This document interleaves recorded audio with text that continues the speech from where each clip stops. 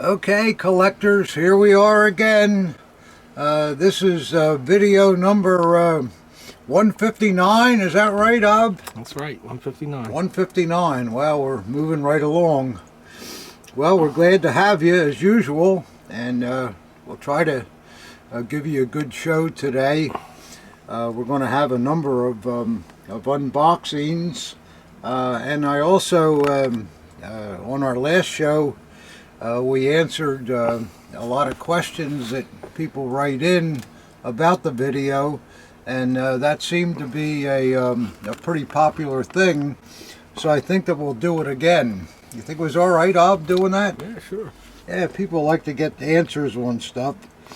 But first, I think we ought to have a pop. What do you think, Ob? That's definite. Too early, but I always say that, I guess, but here we are. We'll have a little pop to get going here. Yep. I hope they finally get those LA fires under control. It's really a bad thing, and the thing that I worry an awful lot about too is that I'll bet some of our cherished Militaria has probably been lost in some of those fires too, and of course once that happens, that's the end of it. So.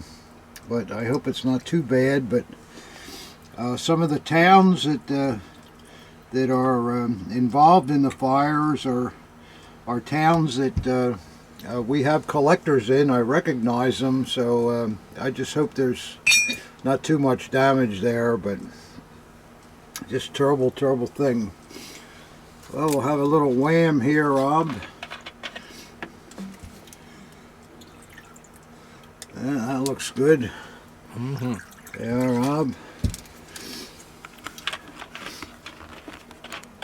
Yes, sir.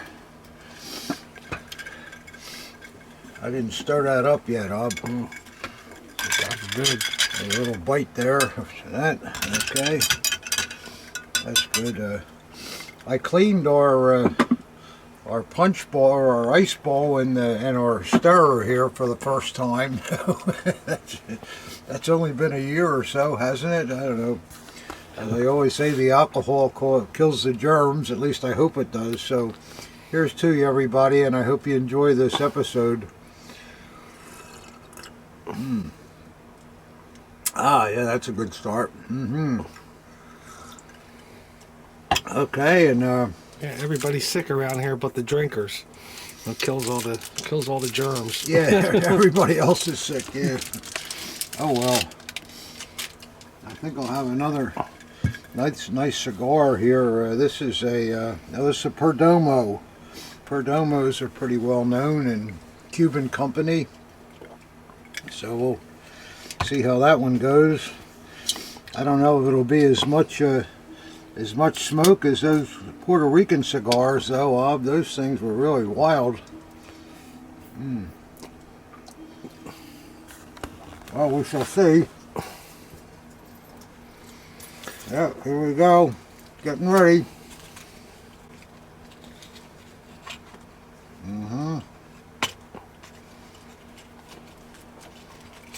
How's the smoke look, Ob? Smoky. Looks like smoke? Yeah, it looks like smoke. All right.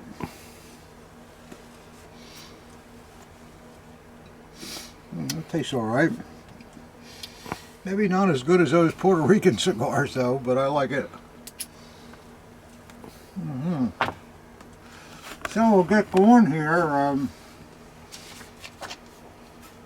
Like I said, we're gonna answer some questions that people wrote in, and I hope you enjoy these things. And we start out here.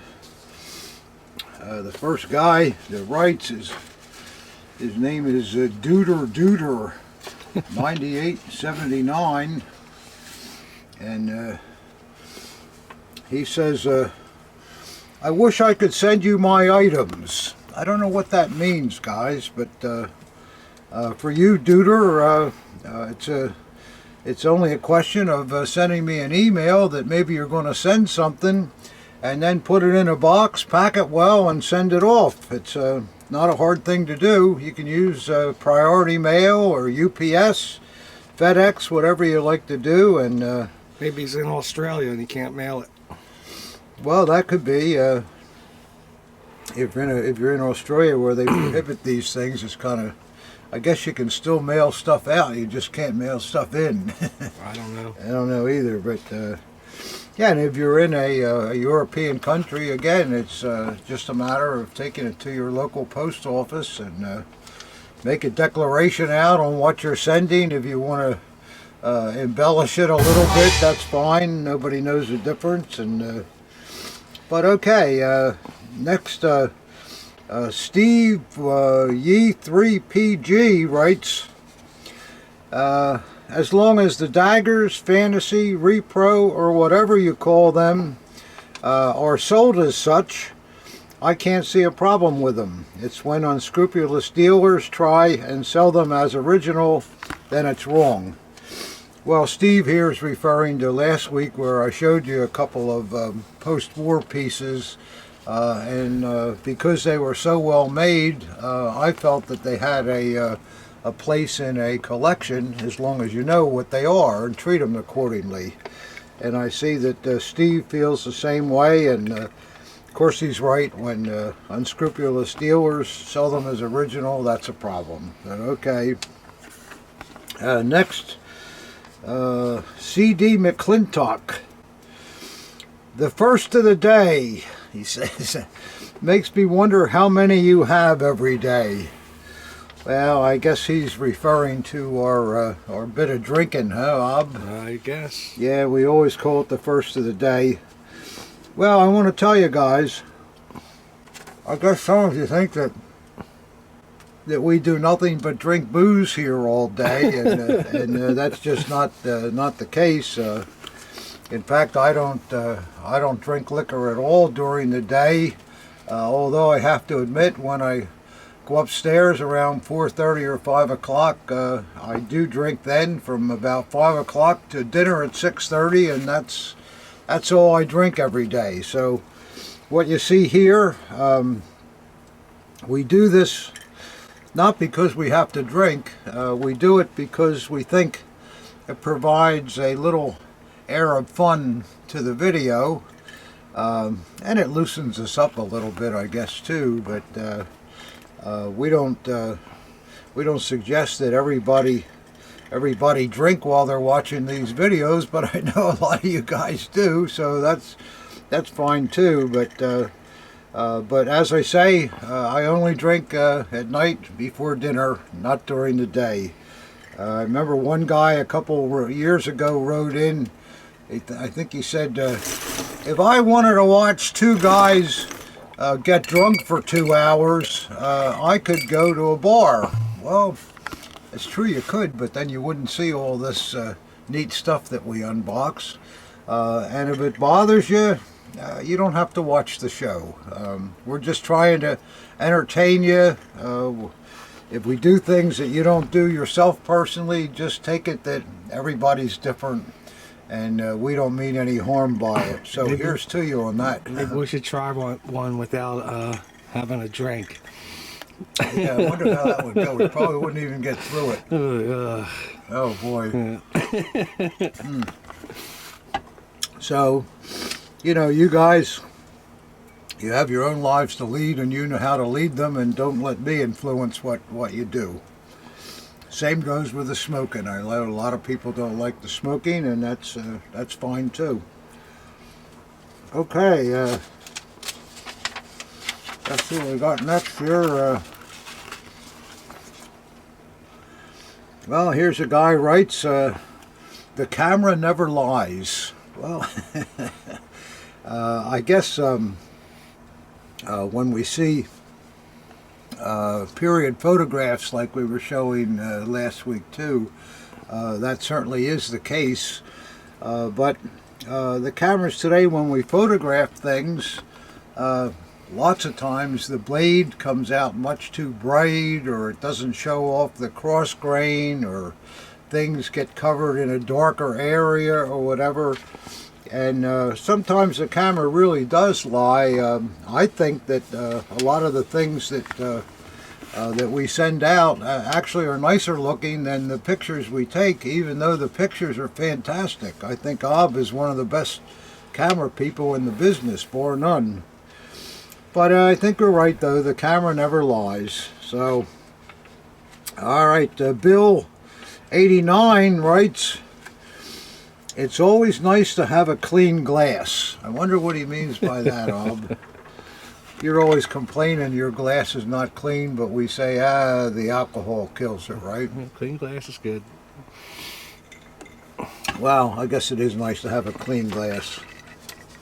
Here's another guy writes, Darren Rentrucha.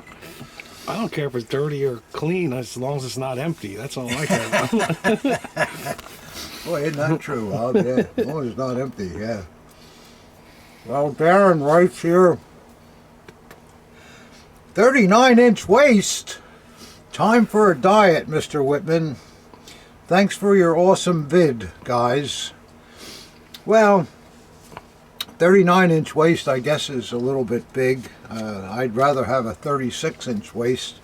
But considering a few years ago I had a 46-inch waist, I think getting down to 39 was pretty good, and I'm kind of comfortable with it. And so if you think I look too heavy, I can go on a diet again and look thinner. But I wonder what this guy's waist is. yeah, well, that's true. Yeah, I see some mighty fine waistlines on some of these fellas at the shows. So I guess we can't be too critical of that. But anyhow, yep, 39 inches. That's it. Well, here, Brady Dog. He writes, Tom says, quote, "There's only so much a guy can do with this much liquor in him. Then he takes another gulp of booze." Classic. Well, did I ever say that, Ob? I don't know. Maybe I did. Here's a guy, John Green. He says, "Hello, Tom. On the RZM SS Dagger with nickel fittings, I thought RZM pieces had plated fittings. Please educate me." Yeah, well, that's a pretty good question. Most of us know that when the RZM really started to come into full play, starting about 1937 or so, one of the purposes of the organization was to try to not necessarily lessen the quality, but cheapen the daggers that were being produced. And one of the ways to do that was to, instead of using solid nickel silver hilt fittings and scabbard fittings, they thought it would be good to nickel plate steel fittings, which was done. So his question is, why is it that on some RZM pieces you see nickel fittings? Well, normally when that happens, it's going to be a small producer in most cases, and that producer still had some nickel silver fittings left over when they started producing the RZM mark blades. So he used those fittings up. And actually it's quite a pleasure to see an RZM dagger with beautiful nickel fittings on it. It's quite rare, and it's a good thing, not a bad thing. So I hope that answers your question.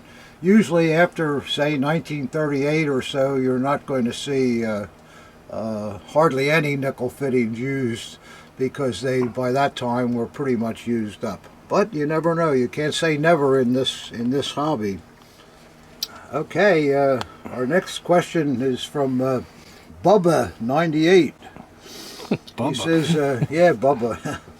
He says, "Aren't those Olympic knives confirmed fantasy pieces?" Well, you collectors know what he's talking about with the Olympic knives. They're small DJ knives that have the 36 Olympics in gilt and color Olympic rings on the blades. And a lot of people think that they're fantasy pieces. I know there was a video about a year ago that some fella made that said that Tom Johnson, Charlie Snyder, and Tom Whitman all got together in a back room somewhere in the 80s, and they had these Olympic knives made down in Guatemala.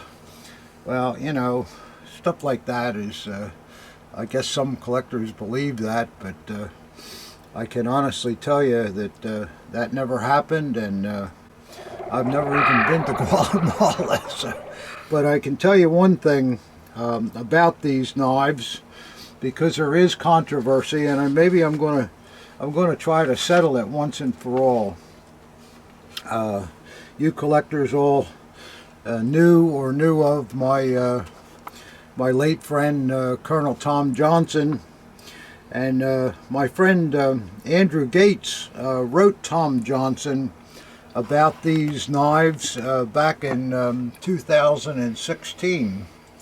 And I want to give you Tom's reply here, and I hope that this will put an end to this stuff. Those knives are real. Dear Andrew, thank you very much for your incoming email of earlier today. It's always a pleasure to hear from you, and I will contact the State Department concerning your U.S. citizenship. We will ask them to stamp honorary on your U.S. passport. Well, it sounds like Tom's just being nice to him here, but he says, concerning the HJDJ Olympic knives, I would be happy to provide you with the facts, Andrew, as I know them to be true, and there is no problem at all releasing any of this information. What I will describe below is the absolute truth, and you can place my name on any of the statements. He says, I do not know about Keith Cornford or Bob Johnston's association with these knives, but I can tell you that I purchased some of these Olympic knives in Germany many years ago from a German dealer who had a large cardboard carton that came, according to him, out of one of the factories. I have forgotten which one, and it was a box full of the small Third Reich Olympic knives. The interesting thing to me, and what proved to me that these knives were definitely original, is the ones at the top of the box were in close to mint condition. But as you moved knives around and got deeper in the box, the condition began to fall off dramatically. When you got to around the last 2 or 3 rows in the box, the knives were not only rusted, but some of the parts were actually rusted away. It was reminiscent of some Civil War knives that I've seen for sale that looked like if you gave them a good shake, they would just disintegrate into dust from the rust. The Olympic knives from the bottom of the box were the same. The box had obviously gotten wet, and the knives remained in the box and continued to deteriorate, and the fact of the matter is, if someone wanted to fake this, I am not sure that you can rust metal pieces completely away unless they have been in a damp or wet environment for many, many years. Therefore, based upon my personal observation, I absolutely will declare this model Olympic knife to be absolutely original and from the Third Reich era. So that should put your minds at ease about these knives. Tom Johnson was not a liar, and if he wrote this and said that the information could be released to anybody, he meant what he was saying. So I hope for once we can put all this at rest about these knives. And believe me, Charlie Snyder, Tom Johnson, and I weren't in a back room somewhere contriving this scheme in the 1980s. Makes me kind of mad just thinking about it, but that's the way it is. Okay. Okay, I need another hit. Need another hit? Yeah. All right, I was so busy reading, mine's still half full. Okay. You mean it's half empty? Yeah. Yeah, the trouble with that kind of stuff with once people start saying, oh, they're fake, and then everybody, oh, yeah, I heard they're fake, and it just goes around. It's out there. If you don't like it, don't buy it. Well, that's it. Here's a man King Ling Lee. I thought a chained SS only came with a non-maker mark blade. Well, that's a good question too. Yeah, it's a good question. It's a very good question. The model 1936 chained SS dagger came out January 30th, 1936, and it was made for wear by officers. If you were an officer in 36, even if you just joined the SS a year before that, you were still entitled to the dagger. However, there was also a ruling that if you were a non-officer and you had 3 years of consecutive SS membership, you were also entitled to wear the chain dagger. So what this means, let's say in 1936 you had a sergeant, SS sergeant, and he had been with the SS for say 2 years, so he was not qualified to wear the dagger. But the next year in 1937, when he was a 3-year man, he was qualified to wear the dagger. So what happened then, a lot of these fellas, they had their original early SS dagger, and now they're entitled to wear the chain dagger, and times were tough in those days. So rather than buying the new dagger along with the scabbard, they just bought the scabbard and used their original dagger in it. So you'll see some chained SS's with early maker mark daggers, and you also see some with RZM blades in them too, for the same reason. They may not have had their three years in until say 1940 or 1939, and they used their SS dagger that they did have, but because of the time they originally got it, it was an RZM piece, so they put that into the scabbard. So that's the way it was. The new daggers that were produced were all with no maker mark. So I hope that explains that. Here's another thing. I had a dealer call me the other day, and he's talking about an SS Dachau sword.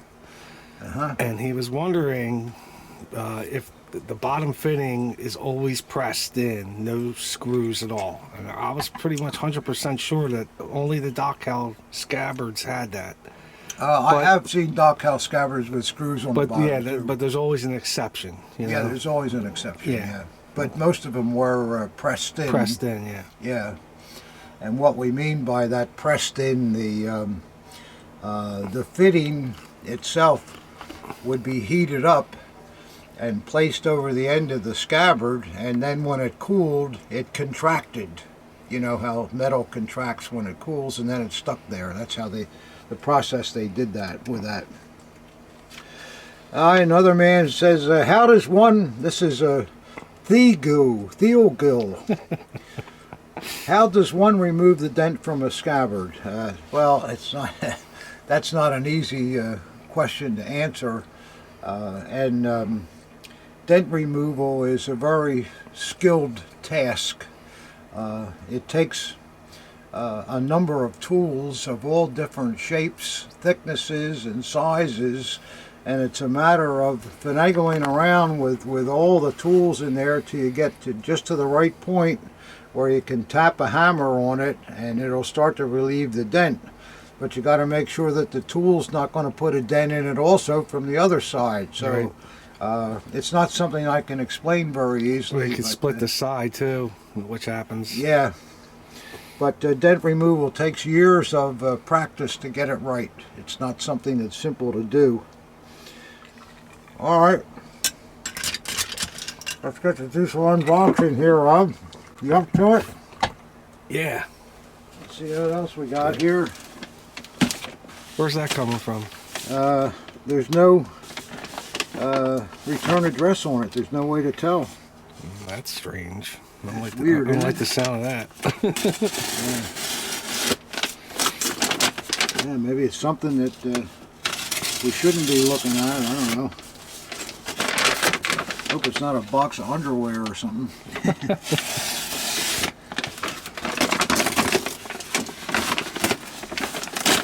see here.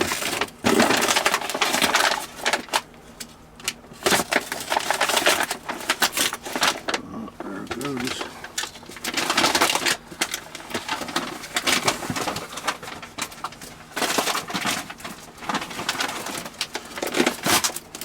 Well, this is not as easy as it looks here, Rob.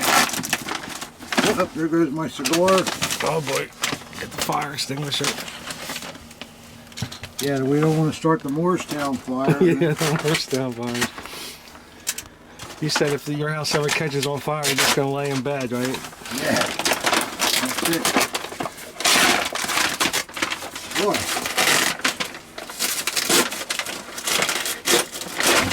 Wow, why do people make it so tough? Man, oh man. Debbie should thank me for opening this Yeah. for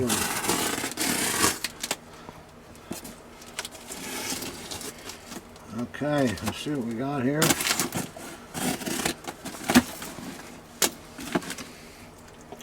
Another box. Ah, yeah. I put my cigar out there. No, it's still going.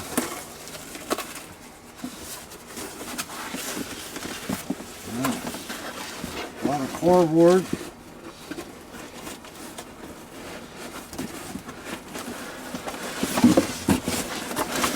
More cardboard. I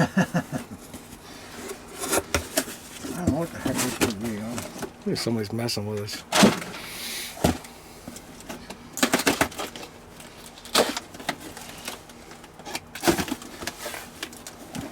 Look at this floppy neck. Pretty cool.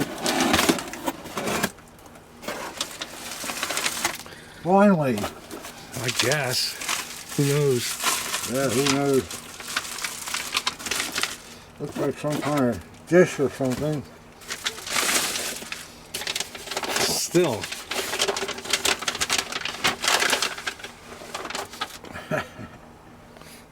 It's a gift for Debbie. Two little girls with their little cats. Isn't that cute? She'll love that. Now she's going to be mad as hell that I opened it up. Well, she won't know. Just package it back up. That's a beautiful dish. It's marked on the back. She'll love that. Who's the maker? Whoever sent it. The Hummel or something? Rico. Rico? 1983. RECO. Well, Debbie will love that. I'm sure she'll thank you, sir. But I thank you for sending it to her. That's really nice to think of Debbie like that. And you certainly did go through a lot of trouble to make sure that it gets here in one piece. So that's very, very nice. Could have threw that thing out of a plane and it still would have made it. Yeah. Yeah, I love this this folding job he did here. It's pretty cool. Oops. No, it isn't. I bet a little less Debbie, a little more Tom and Ob. Yeah. Okay. Well, we're not getting too far with Militaria here, Rob. Nope.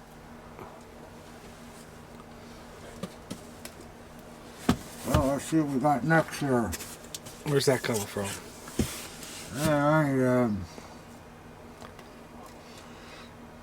This is coming from Somerville, MA, Massachusetts. Yeah. All right.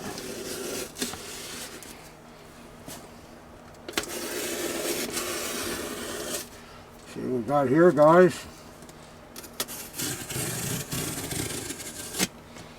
This Bob Burns cutter's working good.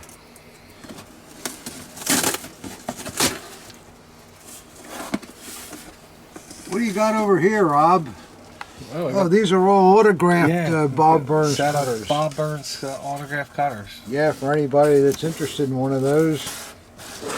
They work great, as you can see. Only put them out so I forgot where they were and they just turned up. Now we found them finally. Well, more popcorn. Oh, I hate this stuff. Where it goes.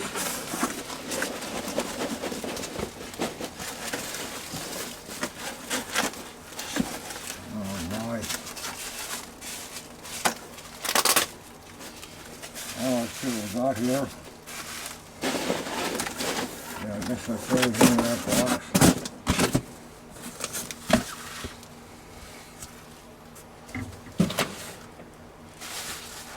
Oh.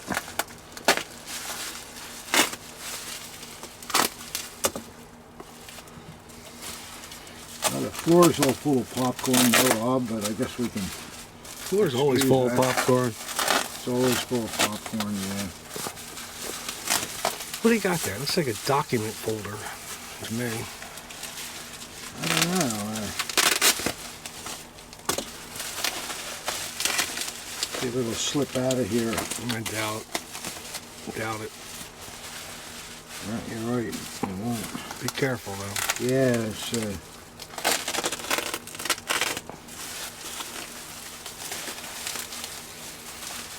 Oh, it's some kind of fabric.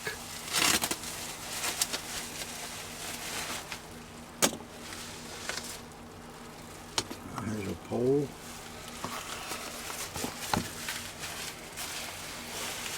I don't think it's a pole. I think it's a banner. This is the top of a banner is what this is. To hang. Oh, look at that. Wow, isn't that beautiful? Yeah, this slips through there. Yeah, it's a banner itself. Yeah, it goes through here. Right. Is that right, Ob, you think? Yep. No, actually, The other side? go to the other side and feed it through there. Yeah, that should be fine.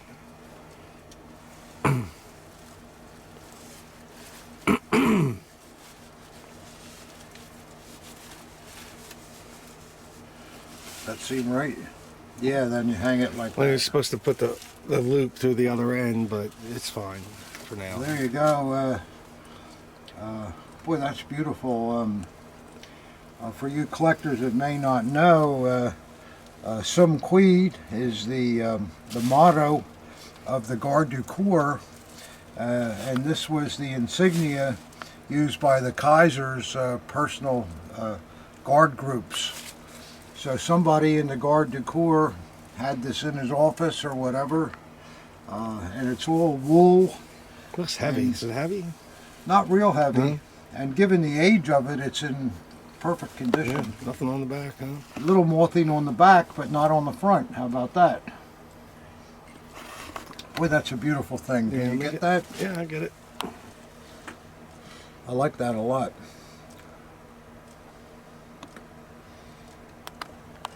That's really a good collectible for somebody that likes imperial things. Wow, I like that a lot. Let's see if we got a place to hang that, which we don't. Well, maybe we do, but I'm not tall enough to reach it. So I'll have to go here for now. I think it's sturdy enough that'll... No. Just hanging on the doorknob. Yeah, good idea. Didn't see that. Yeah. And then there's something else here. I don't know whether this is related to that or not, but boy, that's a gorgeous thing. Yeah, it's different. I really like that. Beautiful condition, considering it's all wool. Oh, Is unbelievable after all these years. I've never seen one of those before. It's pretty cool. Yeah, I mean, that goes back to probably about 1900. So it's 120 plus years old. Somebody took good care of it for it to still be around. This looks like something that has to do with the Garde du Corps also. Wow. It's a cartouche bag. Cartouche, Right? yeah. Let me see it. Isn't that beautiful? Yeah, same emblem. Yeah. Gee, what a wonderful thing. Yeah, it's nice. And in good condition too. None of the Yeah, leather's it's, missing or anything. It's patent leather, Yeah. but the patent leather still is in relatively... Yeah, but you'd expect to see like a rip here or something. Yeah, You know? yeah, it's really, really good. Yeah, that's a great piece. Yeah, I don't think we've ever seen that before, Rob. No. No. Or the banner. It's funny how the Third Reich adopted them too, and they just put their own eagle on them. Those cartouche bags. Yeah. Yeah, that's very It's beautiful. nice, very nice stuff. Yeah, I'm happy to not like that stuff. Boy, that is nice. Okay, now we got another box here. Your drink going up? Damn, I need another one. Okay.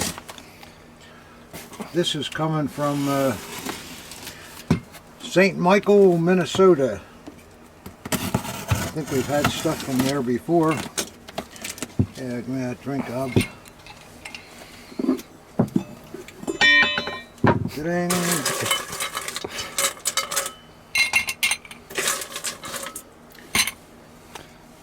It's way too much ice, but there you go. Rob, in order to get you through another 5 minutes. Or less. Or less, Yes, sir. Alright, thanks, Pop. Hope it's not too strong. Yeah. Right. Okay, Ab, you're set. Okay, let's continue. Right. Now we'll continue for the box from St. Michael, Minnesota. Let's see what we got here. Oh, looks like a flag of. State service flag. Enclosure, some flags, and dagger. Hope you had a good Christmas. Thank you, sir. Hope you did too. Let's see what we got here, Rob. Looks like some pretty good stuff. I think on top's a state service flag. Yeah, that's what it looks like, doesn't it? Yeah, it is, and yeah, it's pretty nice. Got a couple holes in it, but nothing major. See, now that was, remember we were answering a question last week. Somebody wanted to know why the square swastika and the tilted swastika, and we said they're always early on the square thing. We're wrong. The state flags have it.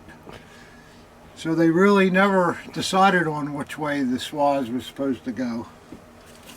No, that's the new Reich and the old Reich. I mean, the Eagle has the mobile, and then it's a standard. Yeah, but the center one is, how about that? There's two types on the same flag, which I never really noticed. Yeah, I never really noticed it myself either, but you get a lot of bang for your buck with those state service flags. It's and it's Marine marked too. Hmm. Marine marked. See, it's a Reich Dienst flag. Is what that stands for. Dienst is service, and then there's a maker logo there too. But that's not a bad example. It's not too big. It can be displayed. Yeah, that's cool. Not mint, but once it's hung up, I think it'll look pretty good.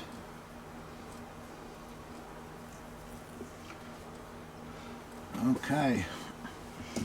All right, that's the first item there. Let's see what he's got next.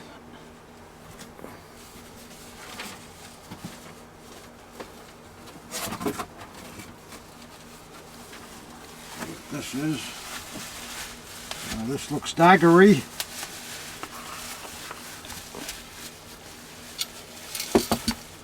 Yeah. Oh, beautiful, beautiful grip on this SA. Yeah. That nice grain, beautiful. Is a soul dagger in there, Pop? Huh? You think it's a soul with that grip? No, it's not a soul. I'm not sure. Could be a pack. Let's see. Could be anything.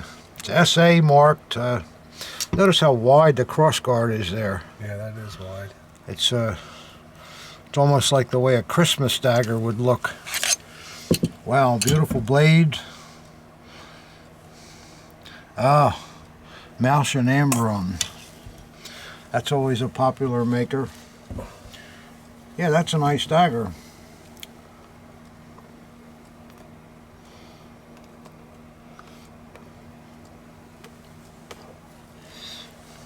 Yeah.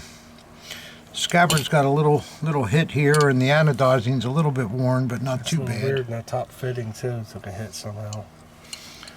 Where are you talking? Right here. Oh yeah, just the tiniest little thing. Yeah, I don't even notice that from this angle. Yeah, I see it. But that's altogether, that's a nice piece, and the little hits on the back. And again, that's something that could be removed quite easily. It's in backwards. Oh no, it's not. No, it's not. It's right. No, that's a real decent piece. I like that. We don't see many Mausch and Ambron, and they're a popular producer. Let's see what else we got here. Looks like a variety of items.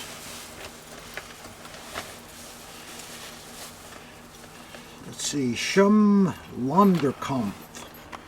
I'm not sure what that means, but it's a pretty nice little pennant.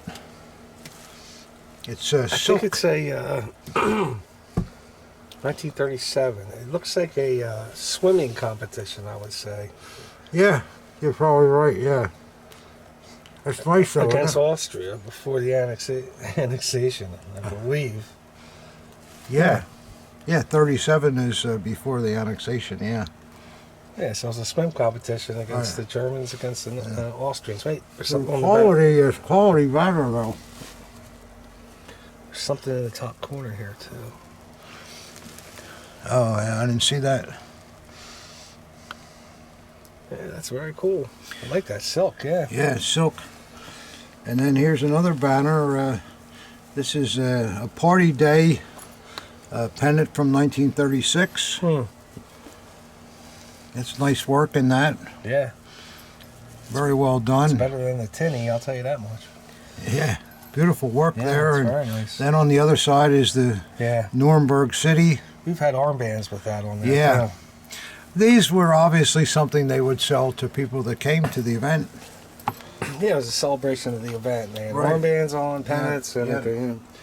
And here's one of those NSKK motorcycle pennants. It's got the leather all around it with the separate NSKK insignia. The same on the other side. Those are always in good shape because they're made so well. Yeah. Yeah, they're nice. And let's see what we got next here. It's like another It's big an SA pennant. pennant. We've had these before. Yeah, this is a nice one, an early NSKK one with that real early insignia. And then there's the group there. It looks like it was probably made for several groups because they left the top out here where you could put your standard number in there. Yeah, that's a very nice double-sided. That's a rare. Yeah, it's nice. I'm trying to look at it. I'm missing it on the film. Now on the other side, it's all aluminum in the thing there. That's interesting. Huh. Well, that's an old one, and still in pretty decent condition too. In fact, it's quite nice. Let's see what else we got here.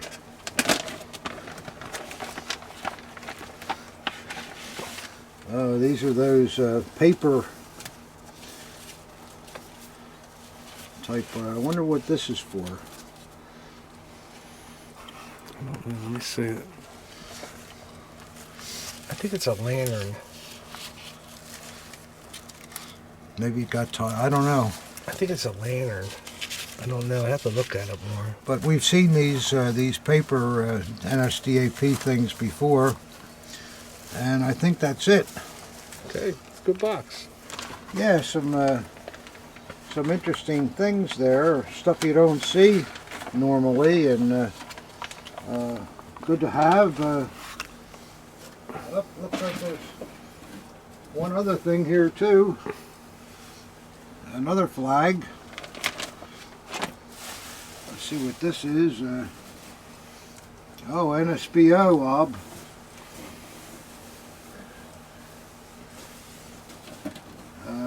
Was this a standard or? Wow, it's pretty nice. There's a town, Detmold, and notice it has a some aluminum braid around the swaths. I don't think it's a standard, but I think it's some kind of parade. Yeah, you're right, flag, because it's double-sided, so it wouldn't be a double-sided. Let me standard. see the top part there again. I haven't seen that yet. Yeah, hold that up. And that's so well done. Yeah. I think it's a parade flag, not a standard though, but Pretty nice though. Yeah. It's just the NSDBO marching in a parade and representing something like that. their city. I've never seen that before. No, no, it's a pretty interesting thing. Well, that box had some Yeah. some stuff we don't normally see here, guys. I hope you like looking at that. I thought there were some interesting things. I really like that swimming competition pennant. Which one? The swimming competition. Swimming, yeah, the silk one, yeah. Yeah, that was nice.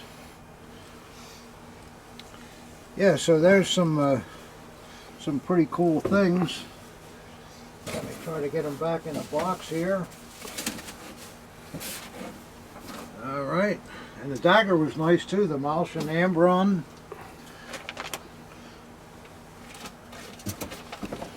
Yep, nice box. Fun to see some varied things, isn't it, Ob? Sure. Yeah.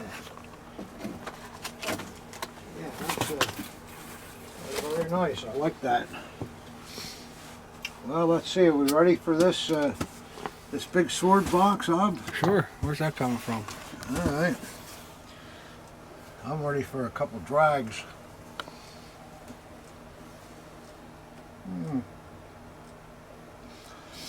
Funny, this Perdomo hasn't gone out the whole time.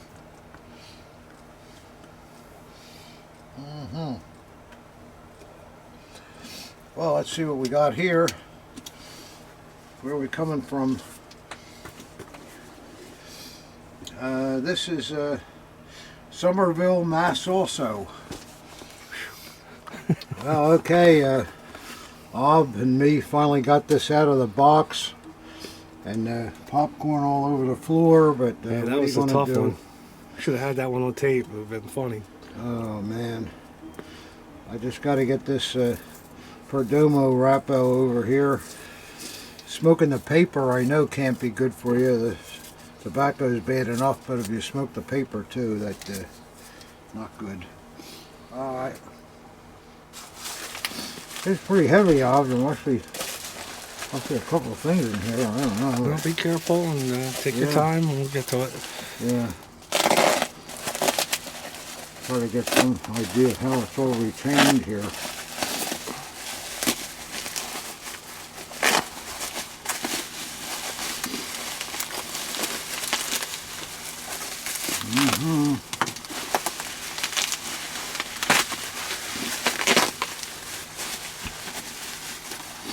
Yeah, it looks like some sword job.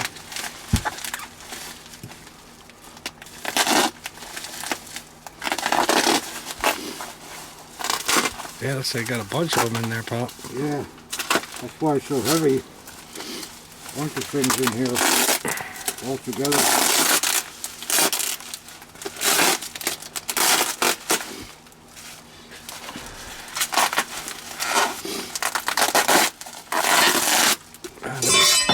Take it easy. There. And not just swords, they got some daggers or cutlasses or something. Yeah. Well, we're getting there.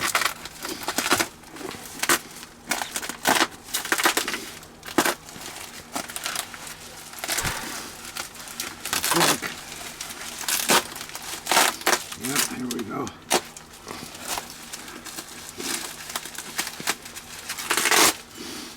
Well, I must say this is well wrapped though, isn't it? It's a good way to do things.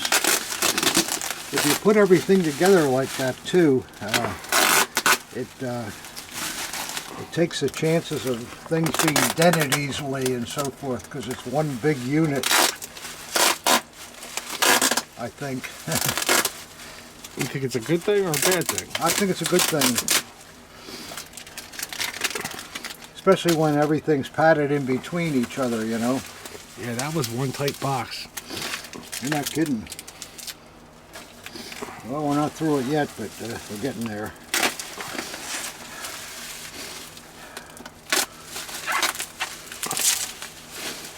Boy, this looks like a beautiful thing. Oh my God. Incredible. Big grosser hilt. Yeah, I was going to say, that's a grosser hilt. With full gild. Boy, it really looks like a killer. Oh, yeah. Look at that hilt. Look at the scabbard. Is that gilded gold, too? It's not the normal silver? Is it what? It looks like it's gilded gold, the scabbard. Scabbard is gold, yeah. That's very rare to see. Not a Navy sword, you know. Careful. Wow. Get some of this out. Careful. It's going to fall right out of the hilt. Fall right out of the scabbard. Boy, this is just fantastic. The size of it. It has a half lion head. Yeah, jawless, they call that, right? Yeah, jawless. Just And, bring it a little closer for me, Pop. yeah. And it's got crossed pikes on the langet with the little flags on them. That's Ulan stuff, you know. They're the cavalry guys that use those pikes. Can you spin it for me? Trouble was the pikes weren't very good against the machine gun. No. Same thing on the other side. Look how the grip is done too. The wire all going downward, and yeah, that's a cool thing. And the scabbard. Well, we probably got to say it's from pre-1906 because of the double rigs. Boy, I'm really anxious to see this blade. I'll bet it's going to be something nice, huh? What do you think, Ob? Look at the width of it. By judging by the scabbard, the blade's got to be humongous. Yeah, I like this sword already. I don't even need to see the blade. I can't imagine. Yeah, I feel the same way. It's just, what an incredible thing. So huge. Man, oh man. Imagine carrying something like that. Boy. I would think you'd have to be a pretty big man to, not only to carry a sword that large, but you would look funny if you're not a big man with it, you know? You'd look silly. You should try it on for size, Pop. Yeah. No, I'd look silly. Well, I'd strap it to my horse. I'm gonna look at this blade. You want to see it, Ob? Yeah, I guess. I guess, yeah. I hope it's not some rusted up Hulk or something. Well, we shall see. Can speculate Here all, we go, all day collectors. long. You're seeing it at the same time as we are. Let's hope for something cool. Oh, Oh boy. yeah, there we go. Look at the size of it, huh? Yeah, it's a beautiful blue panel. Bring it down here. All right. Yeah.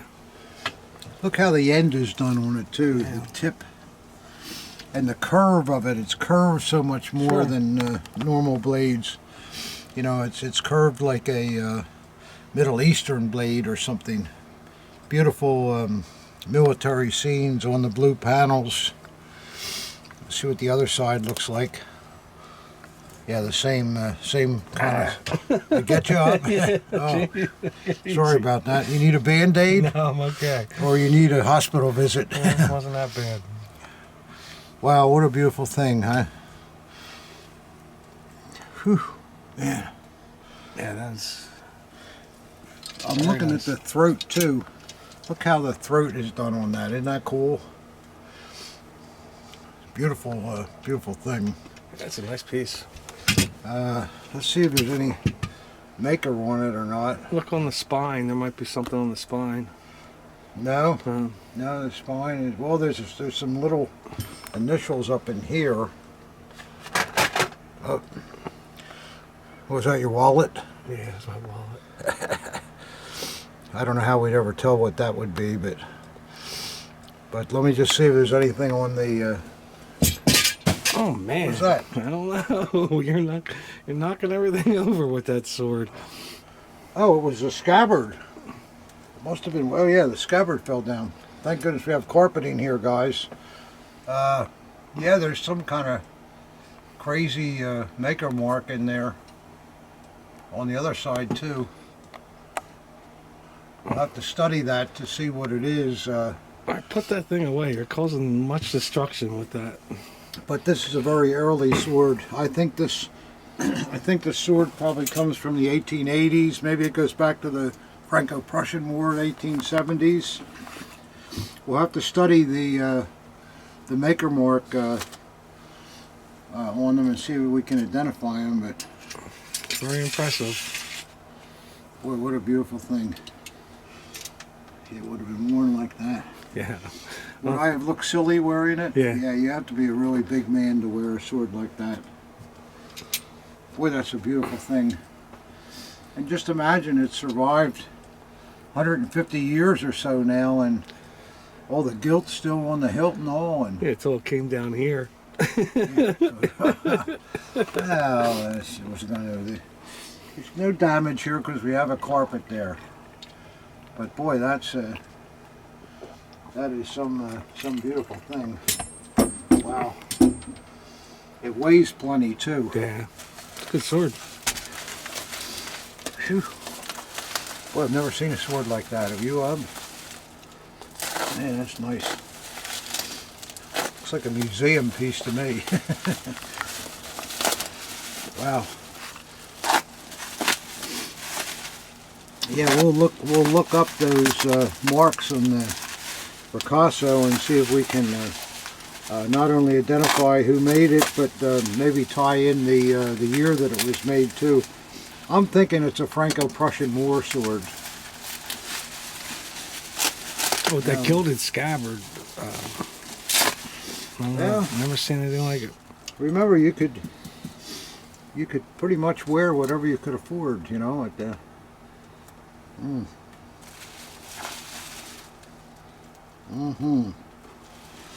Now let's see what we got here. I'm liking the knot I'm looking at.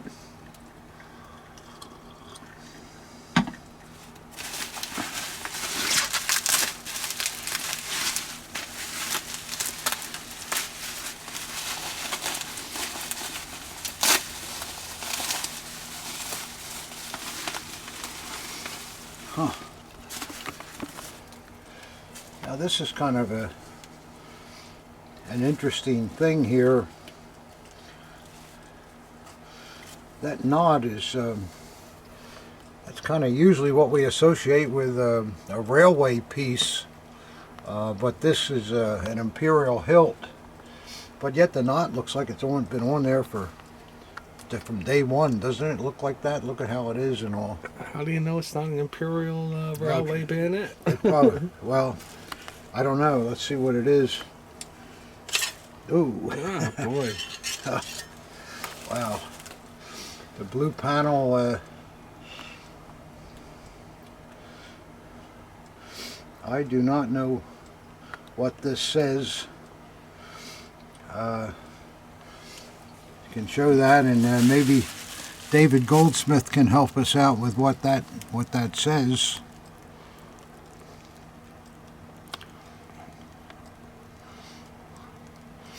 It's quite beautiful. So Ob and I, we were not too sure of what this panel says, but let's see if there's some help on the other side. Let's see if I can see that. Oh, yeah. Kaiserliche 1st Sea Battalion. So this was these were groups like Marines that accompanied accompanied ships to colonies. And these naval battalions would go in and take over the colony or act as guards there or administrative or whatever. And these kind of bayonets are very rare indeed, and very desirable. Yeah, that's a rare one. Yeah. And I don't know about the knot. I guess I'll have to look it up. This may be the knot that was worn by that Sea Battalion. I don't know. But that's quite an interesting piece there. Wow, some good stuff here, Rob. Yeah, a lot of blue panels. Yeah. Well, let's see what we got here. Other than a lot of tape. See if I can figure out where to cut this with the Bob Burns cutter, working like a gem today. We started out with a brand new one, Bob. I know you're watching. I know you were mad last week that we didn't break the end off and trying to saw away at that dull thing. He's probably yelling into the video, break the end off. All right. Here we go here.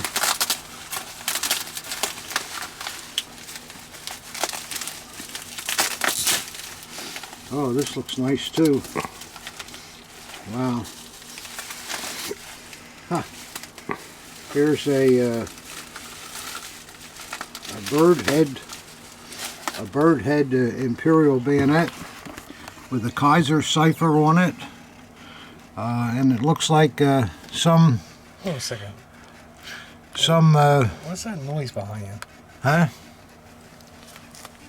What noise? I don't hear any noise.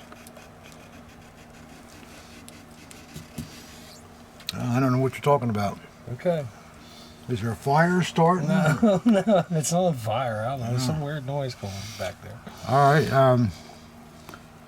It looks to me like some veteran thought the red eyes were probably rubies, and it looks like he plucked them out of there. Yeah. Which is a shame, but maybe we can replace those too. There are original eyes that are available. Let's see what the blade is. Let me see the cipher on the grip real fast. All right. Wilhelm II. Okay. Yeah, shame somebody took those eyes out, but oh boy, here we go. Another really in memory of the World War. In blue panels. That's quite beautiful. Still in nice condition too. Yeah, I'm going to have to see if I can get some eyes and fix that. I think that would make a big difference in the hilt. Let's see what's on the other side. You got that, Ob? Yeah. Oh, just more nice blue work with some crossed flags here, and Gesh is the only marking on it. So I guess the company thought enough of their etch to have it patented so that nobody else could use it. Yeah, that's it's very rare to see these imperial bayonets with these blue panels. Very desirable. So that's nice. And let's see what we got here.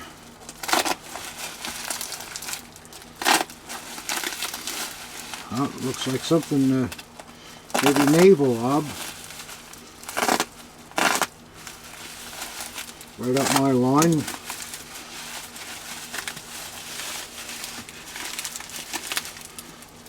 Well, maybe not. It's got a Prussian. I know it's got an imperial crown on it. We'll see.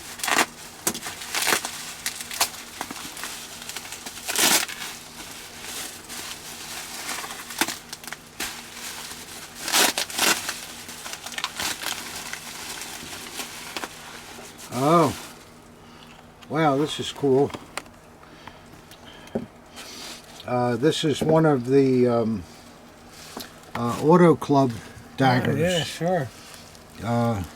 And it's a Prussian ivory grip. And look at the knot on it. If you look closely, you can see the knot has the imperial colors mixed into it. I think it's the first time I've seen an original knot on one of these. That's it's a great really shape too. Yeah, it's really nice. You know, for you collectors that may not know about this, there were clubs that were formed during the imperial period with rich people that had automobiles. You still hearing something, Nob? I don't hear Are you anything. stepping on something back there? Nah, I don't think so. I hope we don't find a cat under here or something. But the rich people that had automobiles joined clubs, and they lent their car and their driving services to the army during the time, and they wore these bayonets, which are very similar to naval type dirks. And the auto club had the horn on it. We also see these that were furnished by people that had airplanes that have a little propeller on the crossguard. Is that what that is? A horn? It's a horn, yeah. Yep. Like those ones you by hand? Yeah, right, yeah. And then let's see what the blade looks like. Tough to get out. Oh, it's beautiful. Yeah, look at that. Man, Look at that blade, yeah. brand new.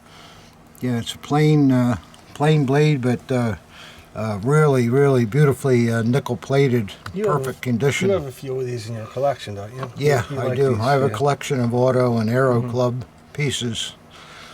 No maker on it, but that's a beautiful. The ones you have, is there a maker? Are they Icorns? Sometimes they're usually WKCs. WKC. Icorn okay. made them too. Yeah. But that's a great thing. Yeah, I have a dozen or so, and I've never really displayed them because I didn't have the room. They're just in a box, but one of these days I'll get to it. Your cup runneth over. Yeah. So there we go. Boy, you talk about some interesting things, huh? That's great. That was a really good box. It was worth the effort. Really fascinating things. There we go. This is coming from Finland. Yep. Let's see what we got here. Looks like it made it through the process pretty well.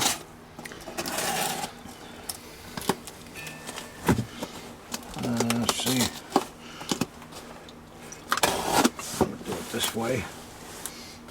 Oh, you're making your own now, huh? Yeah, I can't stay up with you. I'm running long. Yeah.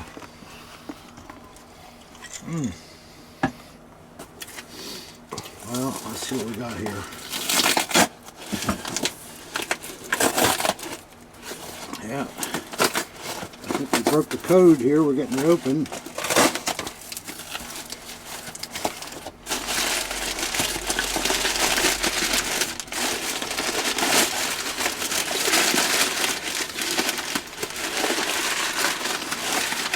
Okay. This is nicely packed. See how he did it inside of the paper, and then What part of Finland? I don't know. Let's see if I can read. Place Cellar. I don't know that area, I'm sure that's exactly how it's but I'll pronounced. guarantee you it's plenty cold there, though. I bet, Ob. Happiest people on earth. Huh? The happiest people on earth live in Finland. Yeah, they love to dance too. Do you know that? They're great dancers in Finland. You know, waltzers, and they love that. Another thing they do too, they're one of the heaviest drinking countries in the world. And the problem with them is they don't just stop at one or two. That's the problem. They have a lot of trouble with that. But how much trouble can you cause in all that snow? Maybe that's why they're the happiest people on earth. Maybe so. Yeah. Yep. Well, let's see here. Oh, we got another wrapper. Oh, whatever it is, hard to beat that stuff from the last box, huh? That's nice. That's things. nice stuff. Well, look at this, collectors. This is a an early Eichhorn. See the early second style crossguard, and beautiful grip. Look at that slant grip. Oh, just beautiful. Man, that's nice. It's perfect too. No chips or cracks. Personalization too. And a personalization. The man's name is Stencler. Stentzler. Beautiful. Oh, look at there, two collectors. There's that 33 through 35 trademark. This is one of the first pieces that was ever made, and obviously this officer must have had a little money to buy this grip, and you can see that the grip is the slant type, just made exactly like the ones that were Trolon, but as you can see, that's not Trolon. Beautiful, beautiful thing. And the knot is also in great shape. Looks like it's always been there. This is the early Eichhorn scabbard too, with these higher up carrying bands. It also has the two screws. Yeah. Later on, Eichhorn went to one screw in the reverse. Right. So this is absolute initial production. Just very, very beautiful. Like I must have been some kind of hot shot. Well, he was, I would say, a well-heeled officer anyhow, if nothing else. So that's... I love the scabbard. It looks fantastic. Oh, I love the whole knife. I love the whole, The whole dagger is really beautiful, and the personalization is all professionally done and just the best. Now, this is a really, really desirable dagger. We'll have to look up and see who Herr Stencler was. I have a feeling that if he was an officer this early on, in saying this trademark only went till 35, so if he was an officer this early on, ordered this as initial production dagger, he probably went on to bigger things, wouldn't you think, Ob? Sure. Yeah. So that's a real beauty. So that's all we got for you guys this time. I don't know which one is the Larry here. That sword is pretty hard to beat too. But this dagger is for you guys that collect Third Reich. I mean, that's really really an exceptional piece. I love it. And for those of you that collect Imperial, I just don't see how you could find a better sword than that. Oh, look at that. So we got two Larrys, I think, Ob. What do you think? Sure, why not? Which one you like the best? I like the Third Reich Army dagger. You like the Third Reich one better? Yeah. Well, it's according to what you collect. I like them both. You know? I like them both. You know, what kind of question is that? Yeah, it's like saying, "Oh, do you like this Civil War thing better than this?" You know, it's just. It's like the kid in Christmas Carol is like, well, when he's looking in the toy shop, which toy do you want? He's like, or which one do you like? He's like, well, since I can't have any of them, I like them all. Well, so I guess that's it, guys. Thank you very much for watching, and we appreciate it. And if we can help you with anything, send us an email, give us a phone call, and here's to you. See you next week.